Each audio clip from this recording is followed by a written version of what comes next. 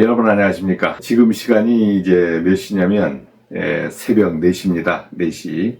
저는 이제 버릇도 새벽에 일어나고 목표가 있을 때는 더 새벽에 일어납니다.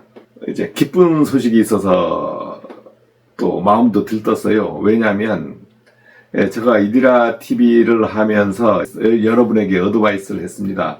뭘 잘나서 어드바이스를 한 것이 아니고 저보다 더 모르는 분들이 저에게 물어보잖아요. 그러면 이렇게 하시면 될 것 같습니다 해서 전화로 하거나 아니면 이제 메일로 주고받아요. 메일로 주고받는데 어떤 것까지 하냐면 최악의 경우는 이력서하고 자기소개서까지도 제가 이제 이렇게 검토를 해줍니다. 시설관리에 처음 접하는 사람들은 면접 보는 것도 힘들잖아요. 그러면 면접을 어떻게 봐라 이렇게까지 얘기를 해요.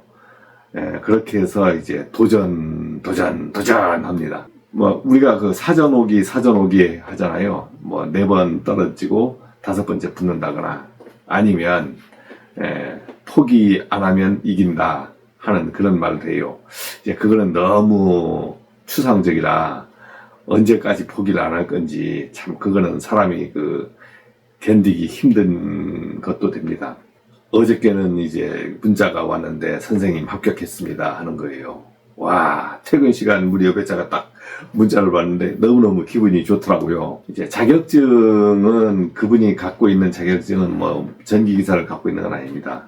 소방안전관리자 1급 뭐 없어요. 그 다음 이제 연세가 60입니다. 60.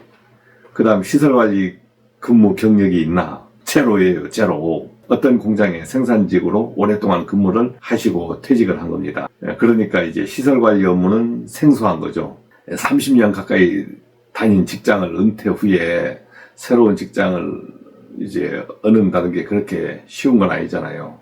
또 자기가 들어가고자 하는 직장을 찾는 건 더더욱 힘든 겁니다. 그분이 제 유튜버 어느 부분을 봤는지 모르겠지만은 진지하게 메일로 저에게 도움을 요청했습니다. 양 선생님, 이력서하고 자기소개서를 좀 검토해 주십시오.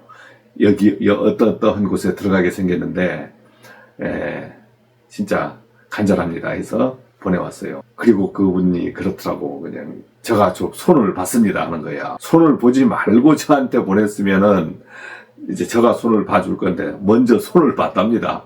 즉 이력서에 이리저리 한 경력을 좀 쏘겠다는 거예요. 뭐 쏘긴다는 게 뭐 그리 나쁜 건 아닙니다. 세상에 거짓말 안 하고 사는 사람이 있습니까? 매스컴에 보면 거짓말 많이 하는 정치인도 많잖아요. 받아봤어요. 그리고 이제 제가 수정을 해서 보내드렸습니다. 이력서도 수정을 했고 그 다음에 자기소개서도 대폭 수정을 했고 그분이 쓴 자기소개서를 들이밀면 면접에서 난처한 상황이 와요. 왜? 면접관이 보고 그 부분에 대해서 질문했을 때 본인이 난처할 수 있거든요. 무엇을 수정했는지. 그분이 이제 경력이 없는 겁니다. 그런데 자기가 생산직에서 근무했던 경력을 시설관리 근무로 변경을 했더라. 제일 중요한 게. 그럼 그게 맞냐 틀리냐. 그때는 안 되는 겁니다. 이제 책임자로 들어가는 게 아니고 나는 일자리를 구하겠다 해서 들어가는 거잖아요. 간절함과 솔직함 그리고 열심히 하겠다는 3가지의 마음적인 무기를 가지고 면접을 봐야 되는 겁니다. 그러니까 내가 생산직을 했다는 것 중에서 시설관리를 했다 이렇게 해버리면은 이력서 내용의 경력 부분을 가지고 질문했을 때 상대방이 알잖아요. 그러면은 괜히 난처하잖아요. 어차피 본인이 밑에 집으로 가는 것은 가르쳐 주고 쓴단 말입니다. 어차피 모를 거 이력서부터 안다고 할 필요가 없잖아요. 그러니까 이력서는 정상적으로 쓰자.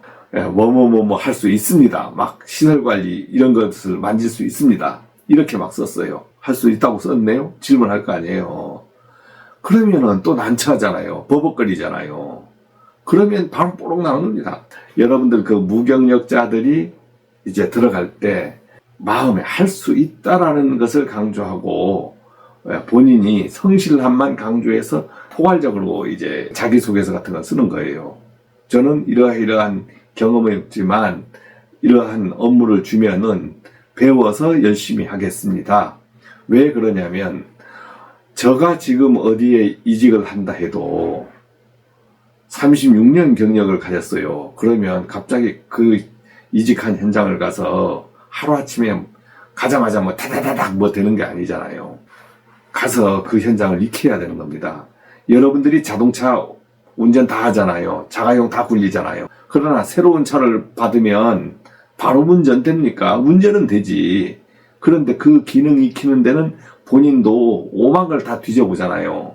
책 매뉴얼을 뒤져도 보고 며칠은 고생하지 않습니까? 시설관리 현장도 들어갔을 때 경력자도 이직을 하면은 그 현장에 적응하는데 시간이 걸려요. 가보면 설비도 틀리고 내용도 틀리고 업무 현황도 다 틀리는 거예요. 그러니까 경력자도 경력만 있을 뿐이지 가서 파악하고 업무하는 것은 똑같습니다. 신입으로 들어가시는 분은 실력만 없다 뿐이지 경력자하고 비슷합니다. 들어가서 이러이러한 업무를 하십시오 해서 가르쳐주면 그날마다 하나 배우고 조금 하고 하나 배우고 조금 하고 이렇게 하면서 일하다 보면 한 달 정도면 현장에 완전히 적응이 됩니다. 일 처리가 되는 거예요. 사람이 일을 하는 거잖아요. 사람이 일을 하는 거예요. 야, 이거 큰일 났다. 이거 어떤 자격증을 따야 되고 어떻게 해서 어떻게 취업하지. 어떤 사람들은 취업했다는데 야, 나는 매일 그 앉아서 놀아보니까 너무 갑갑하다. 이렇게 하시는 분도 있을 거예요. 이제 그런 분들은 어떻게 해야 되냐. 포기하지 말고가 아니고 노력은 해야 됩니다. 어떠한 노력? 본인이 경력이 없을 때는 자격증 하나라도 취득을 해야 돼요. 그러면은 여러분들이 뭐 제가 여러 번 방송했지만 국가기술 그 자격 산업안전관리공단에서 취득하는 뭐 전기기사라든가 전기기능사라든가 뭐 여러 가지 그 이론 보고 필기 보는 자격증 있잖아요. 이제 이런 걸로 취득을 하려고 하시는 분들도 있던데 어렵습니다. 그 자격증은 여러분들이 취득하려면 시간과 노력이 필요하고 그 다음에 어차피 무경력자로 이제 취업을 할 때는 그런 자격증을 만약에 정년된 나이 60 다 됐어 다 된 나이에서 만약 취득하려고 하면 진짜 어려워요. 만약에 내가 그 자격이 없다 취득하는데 시간이 걸릴 것이다 했을 때는 그 자격은 어쩌면 과감히 포기하고 지금 제가 말하는 분처럼 소방관리자 자격이나 승강기 안전관리자 자격이나 수료증으로 받을 수 있는 자격들이 있잖아요. 며칠만 다니면 수료증으로 받을 수 있는 자격. 이런 자격증을 취득을 해서 이력서에 첨부하시고 그 다음에 여러분들이 필요로 하는 직장에 들어가는 겁니다. 근데 여러분들이 필요로 하는 직장은 근처에 있질 않아요. 근처에. 본인 근처에 있질 않아. 그러면 어떻게 해야 돼요? 본인이 경쟁력을 얻기 위해서는 다른 곳으로 가야 됩니다. 다른 곳으로 가야 돼요.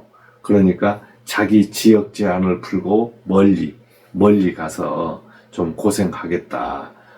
정 아닐 때는 뭐 한 6개월 정도까지는 고생하겠다 해서 지역 제한을 풀고 입사 준비를 하셔야 돼요.